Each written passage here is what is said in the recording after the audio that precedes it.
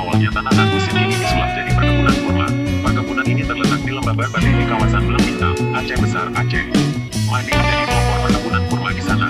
Mantan Kepala Bank Indonesia, BI, di Pekanbaru ini awalnya mulai berkebun pada 2015 silam dengan membersihkan 20 hektare lahan mati milik pemerintah.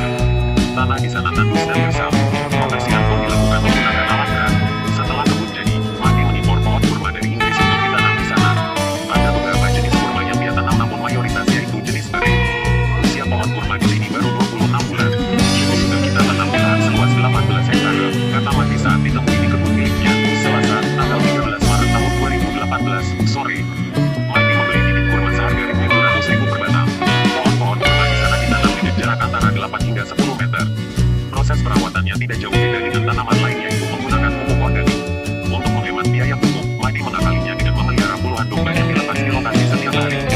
Menurut pria yang pernah bekerja sebagai bagian selama 25 tahun ini, kurma tetap dapat berbuah saat ditanam di Indonesia. Syaratnya, bibitnya harus betina dan memiliki pohon kurma jantan sebagai penyambung. Biasanya, dalam waktu 3 tahun kurma sudah mulai berbuah. Yang berbuah itu bibit kurma betina. Tanam pohon kurma ini sebenarnya tidak ribet karena pohon kurma ini juga tahan kering dan dapat bertahan hingga 100 tahun, jelas Mahdi. Mahdi kini tak sendiri membuka kebun kurma di sana.